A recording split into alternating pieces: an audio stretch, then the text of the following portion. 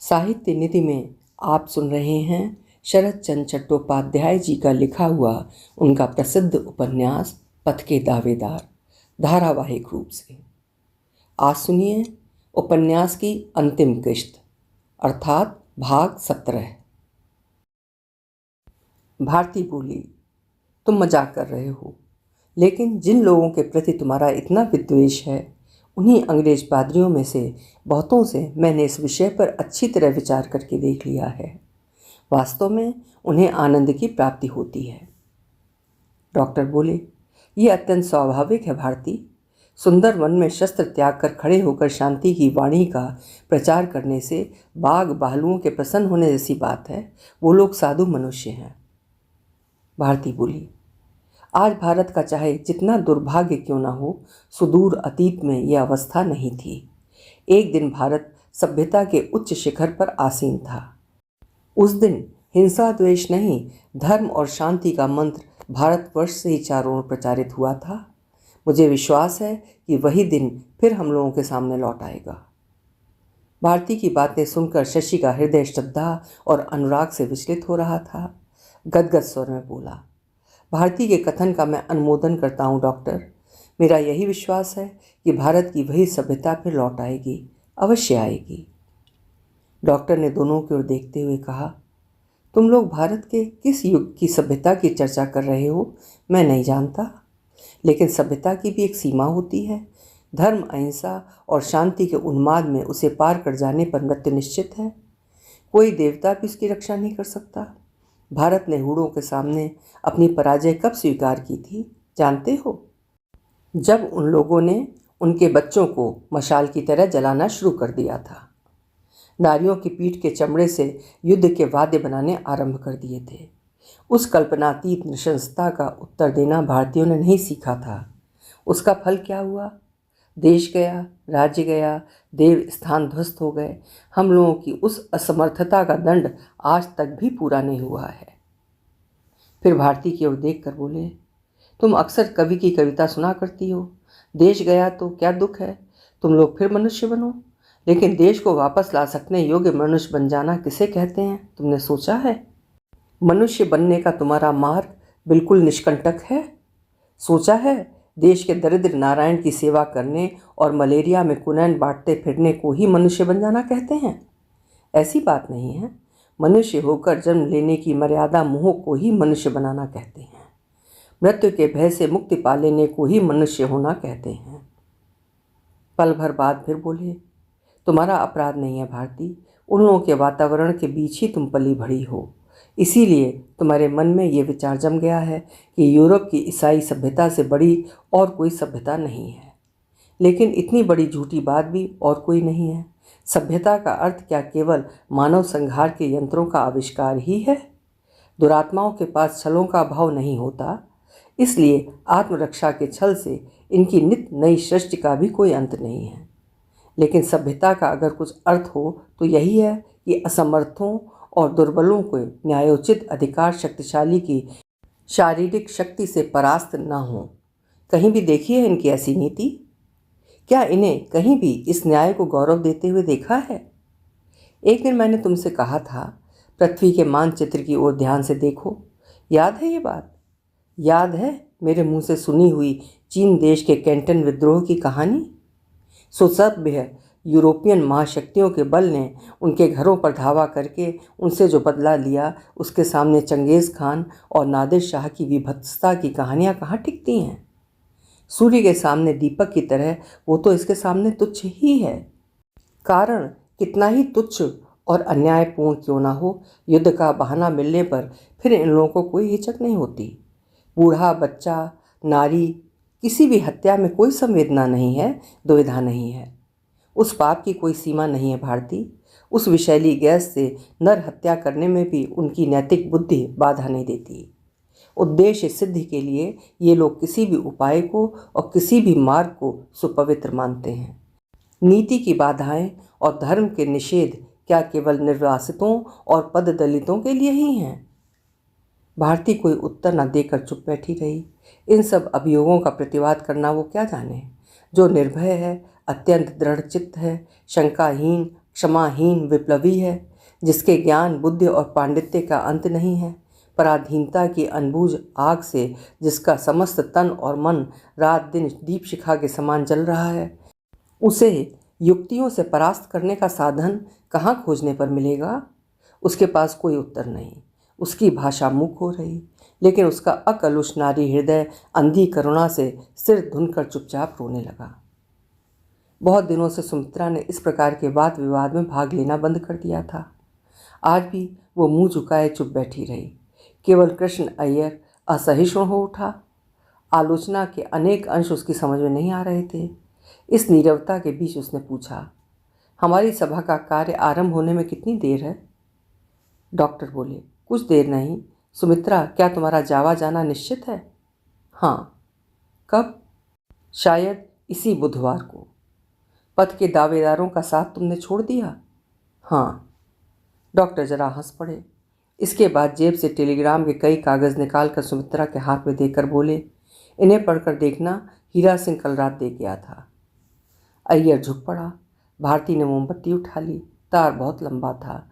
उसकी भाषा अंग्रेजी थी, अर्थ भी स्पष्ट था। लेकिन सुमित्रा का चेहरा गंभीर हो उठा। 2-3 मिनट के बाद उसने मुंह ऊपर उठाकर कहा, कोड की सभी बातें मुझे याद नहीं हैं। हम लोगों के शंघाई के जमैका क्लब और क्रूगर ने तार भेजा है। इसके सिवा मैं और कुछ नहीं समझ सकी। डॉक्टर बोले, क्रूगर ने तार भेजा है कैंटन से। पुलिस वालों ने बड़े तड़के शंघाई के जमैका क्लब को घेर लिया था। पुलिस के 3 आदमी और अपना विनोद मारे गए हैं। दोनों भाई मेहताब और सूर्य सिंह गिरफ्तार हो गए हैं। अयोध्या हांगकांग में है। दुर्गा और सुनेश पेनोंग में है। सिंगापुर के जमैका क्लब के लिए पुलिस सारे शहर में तूफान मचाती घूम रही है। कुल समाचार यही है। समाचार सुनकर कृष्ण अय्यर का चेहरा पीला पड़ गया। डॉक्टर बोले, वो दोनों भाई रेजिमेंट छोड़कर कब और क्यों शंघाई चले गए मैं नहीं जानता। सुमित्रा, वास्तव में ब्रजेंद्र कहाँ है जानती हो? प्रश्न सुनकर सुमित्रा अवाक हो गई। जानती हो? पहले तो सुमित्रा के गले से किसी भी तरह की कोई आवाज़ नहीं निकली। फिर गर्दन हिलाकर बोली, नहीं। कृष्ण अय्यर ने कहा, वो ये काम कर सकता है? मुझे विश्वास नहीं होता।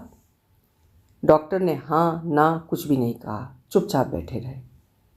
मुंह से कोई शब्द नहीं, वाक्य नहीं। सभी मूर्ति के समान चुप बैठे रहे। सामने तार के वो सब कागज़ पड़े थे। मोमबत्ती जलकर समाप्त हो रही थी। शशि ने दूसरी मोमबत्ती जलाकर फर्श पर रख दी। 10 मिनट इसी तरह बीत जाने के बाद पहले अय्यर के शरीर में चेतना के लक्षण दिखाई दिए। उसने अपनी जेब से सिगरेट निकालकर मोमबत्ती की लौ से सुलगाकर धुएं के साथ लंबी सांस छोड़ते हुए कहा, नाउ फिनिश्ड। फिर बोला, worse clear, we must stop. Shashi बोले, मैं जानता था कुछ नहीं होगा, केवल। डॉक्टर ने सुमित्रा की ओर देखकर पूछा, तुम बुध को जा रही हो? सुमित्रा बोली, हाँ। शशि बोले, इतनी बड़ी विश्वव्यापी शक्ति के विरुद्ध विप्लव की चेष्टा निष्फल ही पागलपन है। मैं तो हमेशा से यही कहता आ रहा हूँ डॉक्टर। अय्यर सिर हिलाकर बोले, ट्रू। डॉक्टर सहसा सचेत होकर बोले, आज की हमारी सभा अब समाप्त होती है। सभी उठ खड़े हुए। सभी ने अपनी अपनी राय प्रकट की। केवल भारती चुप रही। वो चुपचाप डॉक्टर के पास आकर खड़ी हो गई।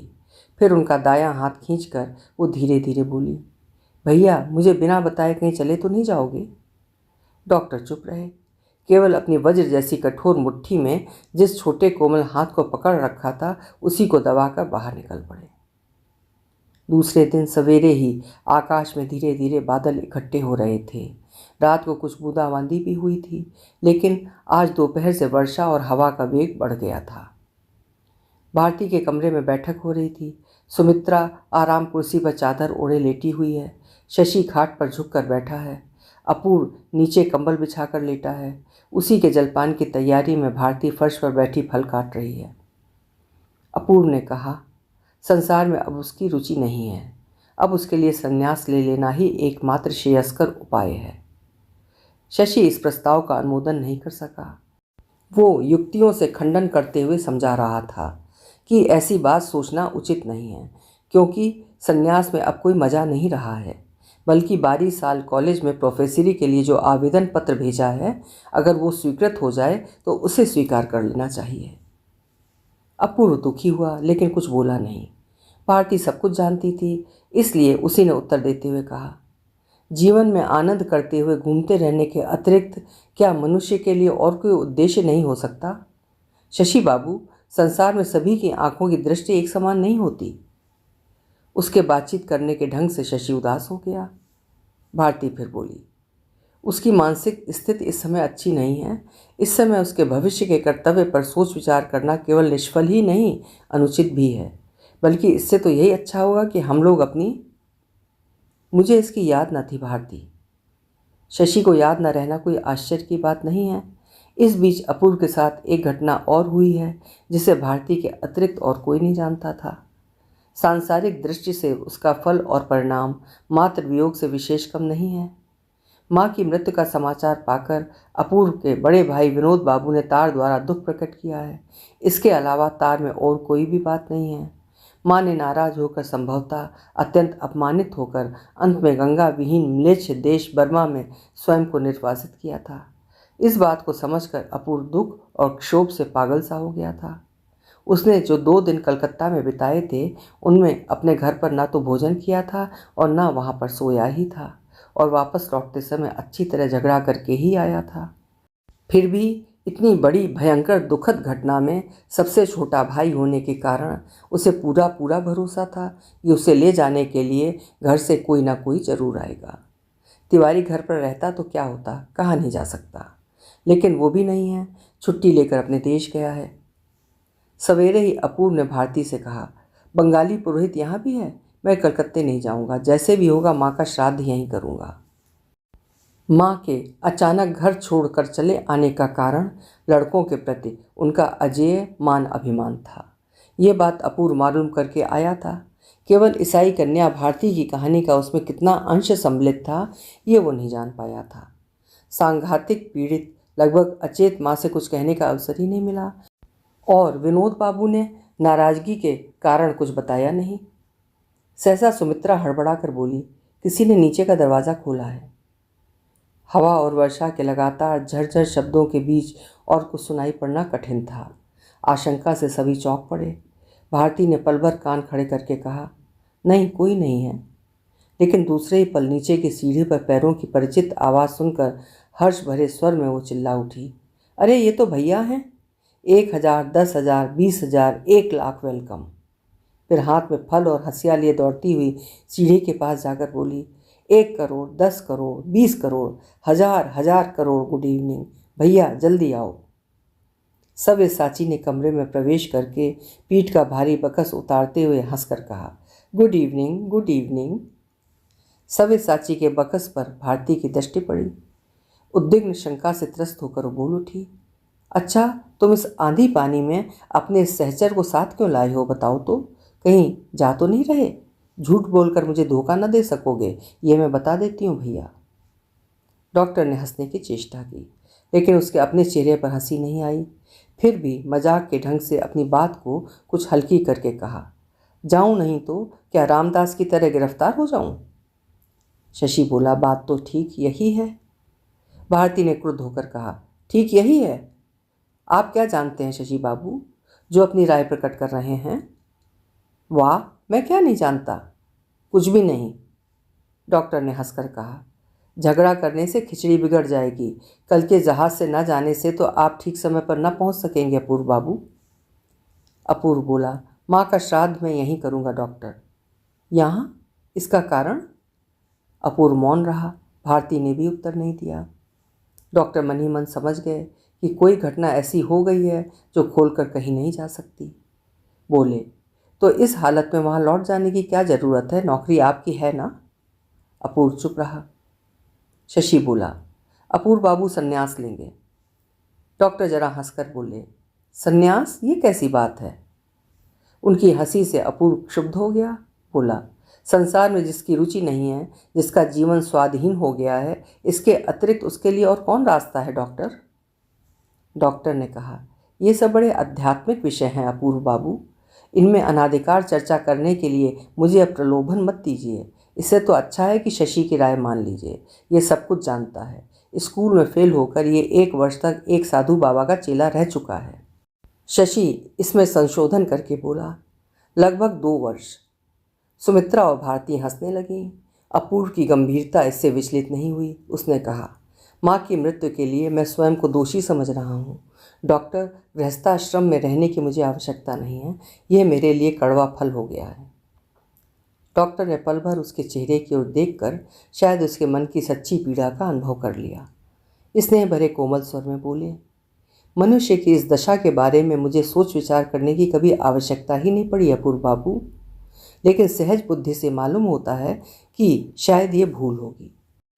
कड़वाहट के बीच संसार छोड़ देने से केवल भाग्यहीन, श्रीहीन, भ्रष्ट जीवन ही बिताया जा सकता है, लेकिन वैराग्य साधन नहीं होता। करुणा और आनंद पूर्वक नहीं जीने पर क्या होता है मैं तो नहीं जानता। भारती बोल उठी, तुम ठीक कहते हो भैया, तुम्हारे मुंह से कभी गलत बात नहीं निकलती, यही सत्य है। डॉक्टर बोले, मालूम तो यही होता है। माँ मर गईं, वो क्यों आई थी, किस कारण आप जाना नहीं चाहते, ये कुछ भी मैं नहीं जानता, लेकिन किसी के आचरण से अगर आपको कटुता मिली हो तो क्या भविष्य में जीवन का एक वही सत्य हो गया, और कहीं से अगर अमृत मिला हो तो जीवन में क्या उसका मूल्य ही नहीं देंगे। अपूर्व कहने लगा, अगर भैया मैं। डॉक्टर बोले, संसार में क्या अपूर्व के लिए भैया विनोद बाबू ही हैं? भारती के भैया सव्यसाची नहीं हैं? उस घर में अगर आपके लिए स्थान ना भी हो तो कलकत्ते का वो छोटा सा मकान ही क्या वामन के विश्वव्यापी पैर के नीचे नहीं की पृथ्वी है? संसार में कहीं क्या आपके लिए स्थान नहीं है? अपूर्व बाबू, हृदय का आवेग अमूल्य वस्तु है, लेकिन उससे अगर चैतन्य को ढक कर रखा जाए तो उससे बड़ा शत्रु मनुष्य के लिए दूसरा कुछ भी नहीं है। अपूर्व बोला, धर्म की साधना या आत्मा की मुक्ति कामना से तो मैं संसार छोड़ना नहीं चाहता डॉक्टर। अगर छोड़ूंगा तो दूसरों के लिए ही छोड़ूंगा।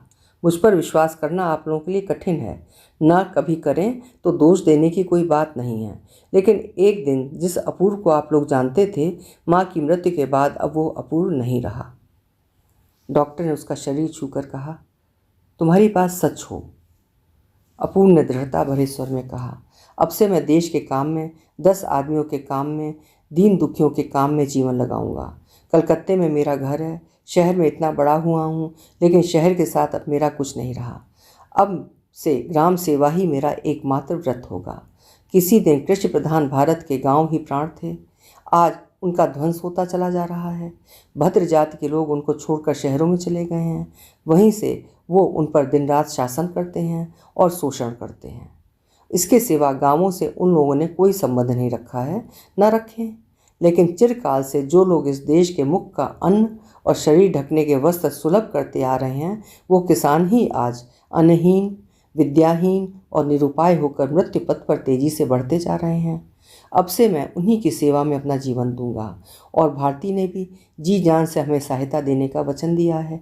गांव-गांव में पाठशालाएं खोलकर उनके बच्चे बच्चियों को शिक्षित करने का भार वो अपने ऊपर लेंगी।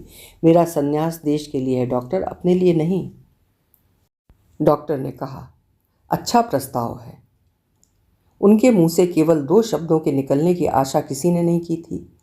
भारती ने उदास होकर कहा, और एक तरह से सोचा जाए तो ये काम तुम्हारा ही है भैया।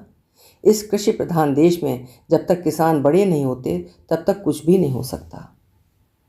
डॉक्टर ने कहा, मैंने प्रतिवाद तो नहीं किया भारती, तुमने उत्साह भी तो नहीं प्रदर्शित किया भैया। डॉक्टर ने कहा, दरिद्र किसानों की भलाई करना चाहो तो करो, मैं तुम लोगों को आशीर्वाद देता हूँ, लेकिन ये समझना व्यर्थ है कि तुम हमारे कामों में सहायता कर रहे हो। किसान लोग राजा हो जाएं, धन संपन्न और श्रीमान हो जाएं, लेकिन मैं उनसे सहायता की आशा नहीं करता। फिर अपूर्व की ओर देखकर उन्होंने कहा, किसी की भलाई करने के लिए किसी दूसरे पर स्याही डाल ही देनी पड़ेगी, इसका कोई अर्थ नहीं है। इनके दुख दैन्य की जड़ शिक्षित भद्र जाति के लोग नहीं हैं। उसकी जड़ का पता लगाने के लिए तुम्हें किसी दूसरी ओर खोज कर देखना होगा। अपूर्व बोला, आज क्या सभी लोग यही बात नहीं कह रहे हैं? कहने दो, जो गलत है वो 33 करोड़ आदमी मिलकर कहें तो भी गलत ही है, वरना इस शिक्षित भद्र जाति में बढ़कर लांछित, अपमानित, दुर्दशाग्रस्त समाज बंग देश में दूसरा नहीं है। उस पर मिथ्या कलंक का और बोझ लाद कर उसे क्यों डुबो देना चाहते हो? क्यों सोचते हो कि विदेशों की सभी युक्तियाँ और सभी समस्याएं अपने देश में भी लागू हो सकती हैं? बाहर का अनाचार ही जब पल पल में सर्वनाश लाता चला जा रहा है, तब फिर अंतः विद्रोह की सृष्टि किस लिए करना चाहते हो? देश असंतोष से भर गया है। स्नेह और श्रद्धा के बंधन क्यों चूर चूर हो गए हैं जानते हो? तुम ही इस आदमियों के दोष से, शिक्षितों के विरुद्ध शिक्षितों के आक्रमण से। शशि, एक दिन तुमको भी मैंने ये काम करने का निषेध किया था, याद है? अपने विरुद्ध होने, अपना दुर्नाम घोषित करने में एक निरपेक्ष स्पष्टवादिता का दंभ है। एक तरह की सस्ती ख्याति भी एक मुंह से दूसरे मुंह तक फैलती चली जाती है। लेकिन ये केवल गलत बात नहीं, झूठ भी है। उन लोगों का हित करना चाहते हो तो जरूर जाकर करो, लेकिन एक के विरुद्ध दूसरे को उत्तेजित करके नहीं, दूसरों पर कलंक लगाकर नहीं, विश्व के सामने उसको हास्यास्पद बनाकर नहीं। हो सकता है वो दिन आ पहुंचे, लेकिन अभी तो उसमें देर है। सभी चुप रहे। भारती ने धीरे धीरे कहा, तुम ख्याल मत करना भैया, मैं हमेशा से देख रही हूँ गांव के प्रति तुम्हारी सहानुभूति कम है। तुम्हारी नज़र केवल शहरों पर ही टिकी रहती है। किसान के प्रति तुम सहृदय नहीं हो। तुम्हारी आंखें केवल कारखानों के मजदूरों पर ही लगी रहती हैं। इसीलिए तुमने पथ के दावेदार की इन्हीं लोगों के बीच स्थापना की थी। वही लोग तुम्हारी आशा हैं, वही तुम्हारे अपने हैं। झूठी बात तो नहीं है? डॉक्टर ने कहा, झूठ नहीं है बहन, बिल्कुल सच है। कई बार तो मैं तुमसे कह चुका हूँ, पथ के दावेदार किसानों के हितकारिणी संस्था नहीं है, वो मेरी स्वाधीनता प्राप्त करने का अस्त्र है। मजदूर और किसान एक नहीं है भारती, इसीलिए तुम मुझे मजदूरों के बीच कारखानों के बैरक में पाओगी, लेकिन मुझे गांवों के किसानों की झोपड़ी में नहीं पाओगी। लेकिन बातों ही बातों में पड़ी रहकर अपना श्रेष्ठ कर्तव्य मत भूल जाना बहन। फिर स्टोव की ओर ध्यान आकर्षित करते हुए बोले, देशोद्धार तो 2 दिन बाद होने पर सह लिया जाएगा, लेकिन तैयार खिचड़ी जल गई तो ये दुख सहन नहीं होगा। भारती झटपट दौड़ती हुई गई और हांडी का ढक्कन हटाकर देख लेने के बाद हंसती हुई बोली, डरने की बात नहीं है भैया, आज रात का तुम्हारा खिचड़ी भोग मारा नहीं जाएगा। लेकिन देर कितनी है? बस 15-20 मिनट। लेकिन इतनी जल्दी क्यों? डॉक्टर ने हंसकर कहा, आज तुम लोगों से विदा लेने आया हूँ, बात चाहे जैसी ही क्यों ना हो। उनके हंसते हुए चेहरे को देखकर किसी को विश्वास नहीं हुआ। बाहर आंधी पानी का ठिकाना नहीं था। भारती ने पल भर के लिए खिड़की खोलकर निरीक्षण करने के बाद लौटकर कहा, बाप रे बाप, आज तो शायद पृथ्वी पलट जाएगी। विदा लेने का समय अच्छा है भैया। तभी उसे दूसरी बात याद आ गई। बोली, लेकिन आज तुम्हें उसी छोटे कमरे में सोना पड़ेगा। अपने हाथ से बहुत ही सुंदर ढंग से बिछौना बिछा दूंगी, क्या कहते हो? ये कहकर वो अंतर के प्रगाढ़ आनंद से झूमती रसोई के काम में लग गई। भोजन तैयार होने पर डॉक्टर ने कहा, भारती, आज हम सभी लोग एक साथ भोजन करेंगे। भारती बोली, ऐसा ही होगा भैया, हम सब एक साथ ही खाएंगे। डॉक्टर ने कहा, लेकिन भूखे अपूर्व बाबू नज़र लगाकर कहीं हमारे हाजमे में गड़बड़ी न पैदा कर दें, यह भी उससे कह दो। अपूर्व हंस पड़ा। भारती हंसने लगी। इसका भय हम लोगों को तो हो सकता है, लेकिन तुम्हारे हाजमे में गड़बड़ी कौन कर सकता है भैया? उस आग में पहाड़ भी पीस कर डाल दिया जाए तो भस्म हो जाएगा। जैसा खाना खाते मैंने देखा है। ये कहकर उस दिन का भोजन याद करके वो मन ही मन सिहर उठी। खाना आरंभ हो गया। अन्य व्यंजन की प्रशंसा और हंसी मजाक से कमरे का वातावरण पल भर में बदल गया। जब खाना पीना बहुत अच्छे वातावरण में चल रहा था, सहसा अपूर्व ने रस भंग कर डाला। उसने कहा, 2 दिन पहले समाचार पत्र में एक शुभ समाचार पढ़ा था डॉक्टर। अगर वो सत्य हो तो आपका विप्लव का प्रयास व्यर्थ हो जाएगा। भारत सरकार ने अपने शासन तंत्र में अमूल्य सुधार करने का वचन दिया है। शशि ने तुरंत उत्तर दिया, झूठी बात है, धोखा है। भारती को इस बात पर सही ढंग से विश्वास हो गया हो ऐसी बात नहीं थी, लेकिन उसने उद्वेग के साथ कहा, नहीं, इसमें छल नहीं हो सकता। शशि बाबू जो लोग लगभग आधी शताब्दी से, नहीं भैया, तुम हंस ना सकोगे, ये मैं कह देती हूँ। उनके अथक आंदोलन का क्या कोई फल नहीं होगा, यही सोचते हो? विदेशी शासक होने पर भी तो वो लोग आदमी ही हैं। धर्म, ज्ञान और नैतिक बुद्धि उनमें लौट आना असंभव तो नहीं? शशि ने कहा, संभव है, झूठी बात नहीं है। अपूर्व बोला, बहुत से लोगों का यही संदेह है। भारती बोली, उनका संदेह झूठा है। भगवान क्या नहीं है? और शासन पद्धति का परिवर्तन तथा अत्याचार का सुधार, ये सब अगर सचमुच हो जाए तो क्रांति का आयोजन और विद्रोह की सृष्टि, ये सभी एक दिन अर्थहीन हो जाएंगे भैया। शशि ने कहा, अवश्य। अपूर्व बोला, निसंदेह। भारती ने डॉक्टर के चेहरे की ओर देखकर कहा, भैया तब तुम अपनी वो भयंकर मूर्ति छोड़कर फिर शांत मूर्ति धारण कर लोगे ना, बताओ। डॉक्टर घड़ी की ओर देखकर मन ही मन हिसाब लगाकर जैसे अपने आप से बोले, अब अधिक देर नहीं है। इसके बाद भारती को संबोधित करके अत्यंत स्निग्ध स्वर में बोले, भारती, मेरी ये भयंकर मूर्ति है, ये तो मैं स्वयं ही नहीं जानता। सिर्फ यही जानता हूँ कि इस जीवन में मेरे इस रूप में अब परिवर्तन नहीं होगा। और तुम्हारे आदरणीय नेताओं को भय नहीं है बहन। आज उनको लेकर मजाक करके मन बहलाने का मेरे पास समय नहीं है, और अमन की अवस्था ही इसके अनुकूल है। विदेशी शासन का सुधार क्या है, जी जान से किए गए आंदोलन का वो क्या फल देना चाहते हैं, उसमें कितना असली है और कितना नकली है, कितना मिल जाने के बाद शशि की समझ के अनुसार धोखेबाजी नहीं होगी और सम्माननीय नेताओं का रोना बंद हो जाएगा, ये सब मैं कुछ नहीं जानता। विदेशी सरकार के विरुद्ध आंखें लाल करके जब वे उच्च स्वर में प्रचार करके कहते हैं, हम लोग अब सोए हुए नहीं हैं, जाग गए हैं, हमारे आत्मसम्मान को भारी धक्का लगा है, या तो हमारी बात सुनो, नहीं तो हम वंदे मातरम की सौगंध खाकर कहते हैं कि तुम लोगों की अधीनता में हम लोग स्वाधीन होंगे, अवश्य होंगे। देखें किसमें शक्ति है कि इसमें रुकावट डाले। ये कैसी प्रार्थना है और इसका स्वरूप क्या है, ये बात समझ पाना मेरी बुद्धि के बाहर की बात है। मैं केवल इतना ही जानता हूँ कि उनके इस मांगने और पाने के साथ मेरा कोई संबंध नहीं है। कुछ देर रुककर बोले, सुधार का अर्थ मरम्मत है, परिवर्तन नहीं। बाहरी बोझ के कारण जो अपराध आज मनुष्य के लिए असहनीय हो उठा है, उसे ही सहनीय बना देना। जो यंत्र बिगड़ रहा है, मरम्मत करके उसे अच्छी तरह से चालू कर देने का जो कौशल है, शायद उसी का नाम शासन सुधार है। एक दिन के लिए भी मैंने इस धोखेबाजी की इच्छा नहीं की। एक दिन के लिए भी मैंने ये नहीं कहा कि कारागार की चौड़ाई कुछ और बड़ी करके हमें कृतार्थ करो। भारती, मेरी कामना में स्वयं को छलने के लिए अवसर नहीं है। हमारी समस्या की सिद्धि के लिए दो ही मार्ग खुले हैं, एक मृत्यु और दूसरी भारत की स्वाधीनता। उनकी बातों में नई बात कुछ भी नहीं थी, फिर भी मृत्यु और इस भयंकर संकल्प का पुनः उल्लेख होने से भारती के हृदय में आंसू उमड़ के आंखों में छलक उठे। बोली, लेकिन अकेले क्या करोगे भैया, सभी तो तुम्हें छोड़कर दूर हटते जा रहे हैं। डॉक्टर बोले, जाने दो, मेरे देवता तो धोखा नहीं दे सकते।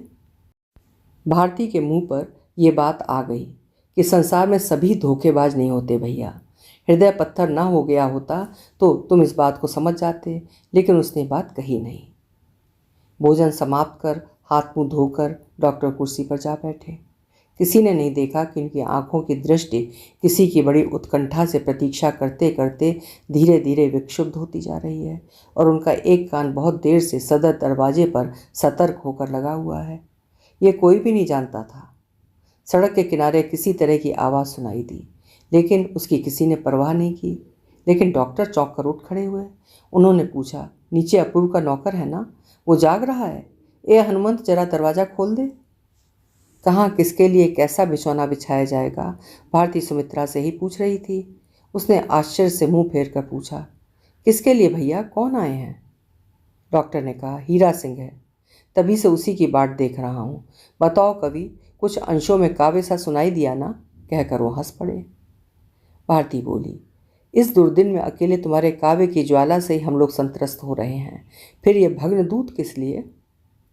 शशि ने कहा, भग्न दूत तुच्छ नहीं है भारती, वो ना होता तो इतने बड़े मेघनाथ वध काव्य की रचना ही नहीं होती। देखूं ये किस काव्य की रचना करते हैं, यह कहकर भारती ने झांक कर देखा। अपूर्व के नौकर के द्वार खोल देने पर जिस व्यक्ति ने प्रवेश किया वो सचमुच ही हीरा सिंह है। पल भर बाद उसने ऊपर आकर सबका अभिवादन किया और हाथ जोड़कर सव्यसाची को प्रणाम किया। वो वही सुपरिचित सरकारी वर्दी पहने हुए था, सरकारी चपरासी, सरकारी साफा, कमर में तार, प्यून वाले चमड़े का बैग, ये सभी भीग कर भारी हो गए थे। उसकी भारी दाढ़ी मूँछों से पानी झर रहा था। बाएं हाथ से उसे निचोड़कर अपने को हल्का करके बोला, रेडी। डॉक्टर बोले, थैंक यू सरदार जी, कब आए? जस्ट नाउ कहकर एक बार फिर सबका अभिवादन करके नीचे जा ही रहा था कि एक साथ सब पूछ बैठे, क्या हुआ सरदार जी, जस्ट नाउ क्या? लेकिन अपना कर्तव्य पालन करके हीरा सिंह चुपचाप बाहर चला गया। इन लोगों का कौतूहल मिटाने के लिए डॉक्टर ने जो कुछ कहा वो संक्षेप में इस प्रकार है। हानि और अनिष्ट कितना हुआ है इससे उसका अनुमान लगा पाना कठिन है। शायद काफ़ी हुआ है, लेकिन कितना ही क्यों ना हो, दो काम उनको करने ही पड़ेंगे। उनके जमैका क्लब का जो अंश सिंगापुर में है उसे बचाना ही पड़ेगा, और जहाँ भी हो, जिस प्रकार भी हो, ब्रजेंद्र को खोज निकालना पड़ेगा। नदी के दक्षिण में सीरियम के पास एक चीनी जहाज़ माल लाद कर अपने देश को जा रहा है। कल तड़के ही रवाना होगा। उसी में किसी प्रकार एक स्थान मिल गया है। हीरा सिंह यही समाचार दे गया है। ये सुनकर सुमित्रा का चेहरा फीका पड़ गया। संभव है ब्रजेंद्र इस समय सिंगापुर में हो, और जो व्यक्ति उसका पता लगाने गया है उससे उसे परित्राण नहीं मिल सकता। उस समय विश्वासघात पर अंतिम विचार करने का समय आएगा। इसका दंड क्या होगा, यह बात दल के किसी भी व्यक्ति से छिपी नहीं है। सुमित्रा भी जानती है। ब्रजेंद्र उसका कोई भी नहीं है, और अगर उसने अपराध कर ही डाला है तो उसे सज़ा मिलनी ही चाहिए। लेकिन जिस कारण से सुमित्रा ऐसी हो गई वो ब्रजेंद्र के दंड की बात याद करके नहीं, बल्कि यह कि ब्रजेंद्र कीड़ा पतंगा नहीं है। वो आत्मरक्षा करना जानता है। उसकी जेब में केवल पिस्तौल ही छिपी नहीं रहती। इसके समान धूर्त, युक्ति और उपाय से चलने वाला अत्यंत सावधान व्यक्ति इस संसार में कोई नहीं है। उससे भारी गलती ये हो गई कि वो जाने से पहले इस बात पर निश्चित रूप से विश्वास करके गया है कि डॉक्टर पैदल के रास्ते बर्मा छोड़कर चले गए हैं। अब किसी प्रकार अगर उसे डॉक्टर का पता मालूम हो गया तो उसके तूड़ीर में हत्या करने के जितने भी अस्त्र होंगे उनका प्रयोग करने में वो पल भर के लिए भी नहीं हिचकेगा। हीरा सिंह के शांत और मृदु दो शब्द, नाउ और रेडी, उन सबके कानों में हजार गुना भीषण होकर हजारों ओर से आघात प्रतिघात करने लगे। भारती को लगा हीरा सिंह मृत्युदूत की तरह आकर एक पल में ही सब कुछ नष्ट करके चला गया। शशि बोला, सब कुछ खाली सा होता जा रहा है डॉक्टर। बात सीधी सी थी, लेकिन सभी की छाती पर उसने चोट की। शशि बोला, हंसिए या चाहे जो भी कीजिए, ये बात सच्ची है। आप पास नहीं हैं, इसका ध्यान आते ही लगता है जैसे सब खाली हो गया। लेकिन मैं आपके आदेश के अनुसार ही चलूँगा। जैसे शराब नहीं पीऊँगा, राजनीति में नहीं पढ़ूँगा, भारती के पास रहूँगा और कविताएं लिखूँगा। डॉक्टर ने भारती की ओर एक बार देखा, लेकिन देख न सके। मजाक में पूछा, किसानों के लिए कविता नहीं लिखोगे कवि? शशि बोला, नहीं, अपनी कविता वो स्वयं लिख सकें तो लिखें, मैं नहीं लिखूँगा। आपकी इस बात पर मैंने बहुत विचार किया है, और वो उपदेश भी कभी नहीं भूलूँगा कि आदर्श के लिए सर्वस्व न्यौछावर किया जा सकता है। केवल भद्र संतान, अशिक्षित कृषक ये नहीं कर सकते। मैं उन्हीं लोगों का कवि बनूँगा।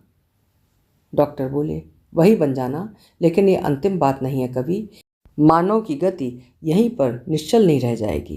किसानों के दिन भी एक दिन लौटेंगे। तब उन्हीं लोगों के हाथों में राष्ट्र के कल्याण अकल्याण का भार सौंप देना पड़ेगा। शशि बोले, आ जाएं वो दिन, तब स्वच्छंद शांत चित्त से सारा उत्तरदायित्व उन्हीं के हाथों में सौंप कर हम लोग छुट्टी ले लेंगे। लेकिन आज नहीं। आज आत्म बलिदान का भारी बोझ वो लोग ढो नहीं पाएंगे। डॉक्टर उठकर आए और उसके कंधों पर दायां हाथ रखकर चुप खड़े हो गए। इतनी देर तक अपूर्व चुपचाप बैठा सुन रहा था। इन लोगों की बातचीत में उसने एक भी बात नहीं कही थी, लेकिन शशि के अंतिम शब्द उसे बुरे लगे। जिन किसानों के हित के लिए उसने अपना जीवन समर्पित करने का निश्चय किया था, उनके विरुद्ध ये सब बातें सुनकर क्षुब्ध और असंतुष्ट हो उठा और कहने लगा, शराब पीना बुरा है, बहुत अच्छा हो अगर ये उसे छोड़ दें। काव्य चर्चा अच्छी है, उसे ही करें, लेकिन कृषि प्रधान भारतवर्ष का कृषक समुदाय इतना तुच्छ और इतनी अवहेलना की वस्तु है क्या? और वो लोग ही अगर खड़े ना हो सके तो आपका विप्लव ही कौन करेगा? और करेगा भी क्यों? और पॉलिटिक्स? मैं ठीक ही कह रहा हूँ डॉक्टर। किसानों के कल्याण के लिए मैं संन्यास व्रत धारण न करता तो आज स्वदेश की राजनीति ही मेरे जीवन का एकमात्र कर्तव्य हो जाता। डॉक्टर थोड़ी देर तक उसके मुंह की ओर ताकते रहे। सहसा प्रसन्न हास्य से उनका चेहरा चमक उठा। बोले, तन और मन से प्रार्थना करता हूँ कि तुम्हारा सुद्देश्य सफल हो। राजनीतिक क्षेत्र भी उपेक्षा की वस्तु नहीं है। देश और 10 आदमियों के कल्याण के लिए ही अगर तुमने वैराग्य ग्रहण किया है तो तुम्हारा किसी से विरोध नहीं होगा, लेकिन सभी लोग सभी कार्यों के योग्य नहीं होते। अपू ने स्वीकार करके कहा, मुझसे अधिक एक शिक्षा और किसे मिली है डॉक्टर? आप दया न करते तो बहुत दिन पहले ही इस भ्रम का चरम दंड मुझे मिल गया होता। यह कहकर पुरानी याद के आघात से ही उसके सारे शरीर के रोंगटे खड़े हो गए। शशि इस घटना को नहीं जानता था। उसे बताने की आवश्यकता भी किसी ने अनुभव नहीं की। अपूर्व की बात को उसने विचलित विनय और श्रद्धा भक्ति के प्रदर्शन के अतिरिक्त और कुछ नहीं समझा। बोला, भ्रम तो बहुतेरे ही करते हैं, लेकिन उनका दंड भोगा करती है अपनी जन्मभूमि। मैं सोचता हूँ कि डॉक्टर, आपसे अधिक योग्य व्यक्ति और कौन होगा? किसमें इतना ज्ञान है? जाति और देश कोई भी विषय हो, राजनीति की समझ किसे है इतनी? किसको इतनी व्यथा है? फिर भी ये किसी काम नहीं आया। चीन का आयोजन नष्ट हो गया, पेनांग तो चला ही गया, बर्मा का भी कुछ नहीं रहा, सिंगापुर का भी चला जाएगा निश्चय ही है। सारांश ये है कि आपके इतने दिनों के सभी प्रयास नष्ट होने वाले हैं। केवल प्राण ही शेष हैं, वो किसी दिन चले जाएंगे, इसका ठिकाना नहीं। डॉक्टर मुस्कुराकर हंस पड़े। शशि ने कहा, हंसिए चाहे जो भी कीजिए, यह मैं दिव्य दृष्टि से देख रहा हूँ। डॉक्टर ने पूछा, दिव्य दृष्टि से तुम और कुछ नहीं देख पाते कभी? शशि ने कहा, वो भी देख पाता हूँ, इसीलिए तो आपको देखते ही तत्काल मालूम हो जाता है कि बिना उपद्रव शांतिपूर्ण पथ में अगर हम लोगों के जीवन पथ का दरवाज़ा सुई की नोक भर भी खुला रहता। अपूर्व बोल पड़ा, वाह, एक ही साथ दो परस्पर विरोधी बातें। सुमित्रा ने हंसी छिपाने के लिए अपना मुंह फेर लिया। डॉक्टर ने हंसते हुए कहा, इसका कारण ये है अपूर्व बाबू कि इसमें दो सत्ताएं मौजूद हैं, एक शशि की और दूसरा कवि की। इसलिए सबके मुंह की बात दूसरे के मन की बात को धक्का मारकर ऐसा बेसुरा राग अलापने लगती है। कुछ रुक कर बोले, बहुत से मनुष्यों में इसी प्रकार दूसरी सत्ता छिपी रहती है, उसे सहज ही नहीं पकड़ा जा सकता है। इसीलिए मनुष्य की बात और उसके काम में सामंजस्य का अभाव देखते ही उसका कठोर निर्णय कर डालने से उसमें अन्याय की संभावना कम नहीं रहती, अधिक रहती है। अपूर्व बाबू, मैंने तुमको पहचान लिया था, लेकिन सुमित्रा नहीं पहचान सकी थी। भारती, जीवन यात्रा के बीच अगर तुम ऐसा ही कोई चोट खाओ तो अपने इस परलोकगत भाई की बात भूल मत जाना। लेकिन अब मैं जा रहा हूँ, मेरी नाव घाट पर बंधी हुई है। भाटे के समय न चल पड़ने पर मैं सवेरे जहाज नहीं पकड़ पाऊंगा। भारती आशंका से व्याकुल हो उठी। इस भयंकर नदी में, इस भीषण तूफानी रात में? उसके व्याकुल कंठ स्वर में सुमित्रा के आत्मसंयम का सुदृढ़ बांध टूट गया। उसने फीके चेहरे से पूछा, क्या तुम सचमुच ही सिंगापुर जा रहे हो? ये काम तुम कभी मत करना डॉक्टर, वहाँ की पुलिस तुम्हें अच्छी तरह पहचानती है। इस बार उसके हाथ तुम किसी भी प्रकार। बात समाप्त नहीं हुई थी तभी उत्तर मिला, पुलिस वाले क्या मुझे यहाँ नहीं पहचानते सुमित्रा? सुमित्रा चुप हो गई। जिस बात के बाहर निकल पड़ने की व्याकुलता के कारण इतने दिनों से वो सिर धुनकर मर रही थी, यही बात उसके मुंह से अंधे आवेश में निकल पड़ी। केवल एक बार डॉक्टर, इसी एक बार के लिए तुम मेरे ऊपर निर्भर होकर तो देखो कि मैं तुमको सरवाया ले जा सकती हूँ या नहीं। इसके सिवा रुपए से क्या नहीं होता बताओ। डॉक्टर जूते का फीता बांध रहे थे। बांध चुकने पर मुंह उठाकर बोले, रुपए से बहुत काम होते हैं सुमित्रा, उन्हें फिजूल खर्च नहीं करना चाहिए। सभी जान गए कि ये बातचीत व्यर्थ है। उपायहीन वेदना से अपना हृदय भरकर सुमित्रा आंसू भरी आंखों के साथ दूसरी ओर मुंह फेर कर रह गई। भारती बोली, मुझे अथाह सागर में बहाकर तुम जा रहे हो भैया? फिर भी बार बार मुझसे कहते थे, केवल मुझ पर ही नहीं, मेरी उम्र की जितनी भी लड़कियां यहाँ पर हैं उन पर तुम्हारा बड़ा लोभ है। सभी को तुम अत्यंत प्यार करते हो, क्या यही प्यार है? डॉक्टर ने समर्थन करते हुए कहा, सचमुच ही प्यार करता हूँ भारती। लड़कियों पर मेरा कितना लोभ है, कितना भरोसा है, ये तुम लोगों को बताने का मुझे कभी अवसर ही नहीं मिला। लेकिन अगर मुझसे वो ना हो सका तो अपने इस भैया की ओर से ये सब उनको बता देना बहन। भारती एकाएक रोने लगी और बोली, ये बताऊंगी कि तुम केवल हम लोगों की बलि देना चाहते हो। डॉक्टर ने पल भर उसके चेहरे की ओर देखकर कहा, अच्छा यही बात कह देना। बांग्लादेश की एक भी लड़की अगर इसका अर्थ समझ जाए तो मैं उसी से धन्य हो जाऊंगा। ये कहकर उन्होंने अपना भारी बक्सा कंधे पर उठा लिया। उनके पीछे पीछे सभी लोग उतर आए। भारती ने अंतिम चेष्टा करके कहा, जिसका देश का आयोजन विफल हो जाता है भैया, विदेश के आयोजन से उनका क्या होता है? जो लोग अंतरंग सुहृद थे वो एक एक करके छोड़कर चले गए, तो क्या तुम एकदम निस्संग, एकदम अकेले हो? डॉक्टर ने स्वीकार करके कहा, ठीक यही बात है, लेकिन आरंभ भी तो अकेले ही किया था भारती, और विदेश में। लेकिन भगवान ने इतनी कृपा की कि मनुष्य को अपनी इच्छानुसार छोटी बड़ी दीवारें बनाकर अपनी पृथ्वी को हजारों कारागारों में परिवर्तित कर डालने का कोई उपाय नहीं रखा है।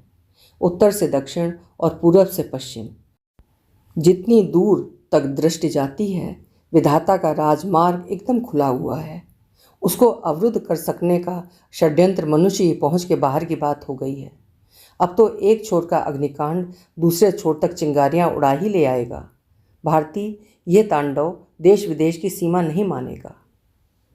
लेकिन इधर रुद्र के सच्चे तांडव ने कमरे के बाहर उस समय कैसी भयंकर मूर्ति धारण कर ली थी। अंदर रहकर इसका किसी को ख्याल ही नहीं था।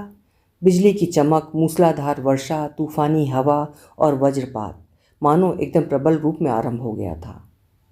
डॉक्टर ने किवाड़ की चिटकनी ज्यों ही खोली, एकाएक वर्षा की तेज बौछार भीतर आ घुसी, जिससे सभी लोग भीग गए। बत्ती बुझ गई, सभी चीज़ें उलट पुलट गईं और पलक झपकते घर और बाहर सब कुछ अंधकार से एकाएक हो गया। डॉक्टर ने पुकारा, सरदार जी। बाहर से आवाज़ आई, यस डॉक्टर, रेडी। सभी चौंक पड़े। इस असहनीय हवा और मूसलाधार वर्षा को माथे पर रोक कर भी कोई मनुष्य इस सूची भेद्य घोर अंधकार में बाहर खड़े रहकर निश्चल निशब्द भाव से पहरे पर तैनात रह सकता है? इस बात की अचानक कोई कल्पना भी नहीं कर सका। डॉक्टर रहस्यपूर्ण स्वर में बोले, तो अब मैं जाता हूँ। ये कहकर डॉक्टर ने ज्यों ही बाहर की ओर कदम बढ़ाया, त्यों ही अपूर्व व्यग्र व्याकुल कंठ से बोल उठा, एक दिन मुझे आपसे जो जीवन दान मिला था, ये बात मैं हमेशा याद रखूंगा डॉक्टर। अंधेरे में उत्तर आया, जीवन दान मिल जाने को ही तुमने बड़ा बनाकर देखा अपूर्व बाबू? जिससे वो मिला था उसे तो तुमने याद ही नहीं रखा। अपूर्व ने चिल्लाकर कहा, क्यों? इस जीवन में मैं उसे भी नहीं भूलूंगा, इस ऋण को मैं मरते दम तक। दूर अंधेरे में से उत्तर आया, ऐसा ही हो। भगवान से प्रार्थना करता हूँ कि तुम एक दिन अपने सच्चे प्राणदाता को पहचान सको अपूर्व बाबू। उस दिन ये सव्यसाची का ऋण। इस बात का अंतिम अंश सुनाई नहीं पड़ा। अस्फुट ध्वनि हवा के झोंके से आकाश में उड़ गई। उसके बाद थोड़ी देर के लिए मानो किसी को कुछ होश नहीं रहा। अचेत जड़ मूर्ति की तरह कुछ पल तक निश्चल खड़ी भारती सहसा चौंक उठी और तेजी से ऊपर जाने लगी। उसके पीछे पीछे और सब लोग दौड़ते हुए चले गए। उसने खिड़की खोली और जितनी भी दूर तक निगाह जा सकती थी, अंधेरे में अपनी अपलक आंखों से टकटकी लगाए देखती रही। इसी तरह काफ़ी देर बीत गई। सहसा भीषण कड़कड़ाहट के साथ ही शायद कहीं पास ही बिजली गिरी और उसकी ही चमचमाती हुई विद्युत शिखा में केवल पल भर के लिए आकाश और धरातल को उद्भासित करके एक बार डॉक्टर के अंतिम दर्शन करा दिए।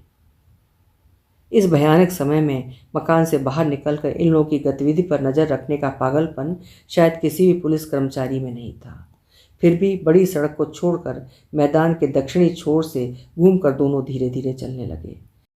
बीच बीच में झाड़ झंखाड़ और कंटीले पौधों का बना टेढ़ा मार्ग मिलता गया।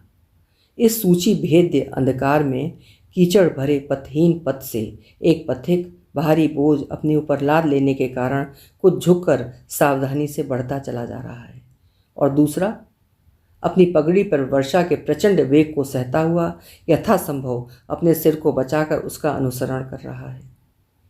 पल भर बाद सब लुप्त था, केवल घोर अंधकार ही शेष रह गया। अचानक एक गहरी सांस लेकर शशि ने कहा, दुर्दिन के मित्र सरदार जी, तुम्हें नमस्कार। उसी समय सहसा अपूर्व ने भी अपने दोनों हाथ उठाकर सरदार को लक्ष्य करके नमस्कार किया। लगा जैसे उसके हृदय का एक बोझ उतर गया हो। भारती उसी प्रकार पत्थर की मूर्ति के समान अंधेरे में ताकती हुई खड़ी रह गई। शशि की बात भी जैसे उसके कानों में नहीं पहुंची। वैसे वो ये भी नहीं समझ सकी कि ठीक उसी की तरह एक नारी की आंखों से भी आंसुओं की धारा प्रवाहित हो रही है। शरद चंद्र चट्टोपाध्याय द्वारा लिखित उपन्यास पथ के दावेदार समाप्त। स्वर दिया था मैंने, यानी सीमा सिंह।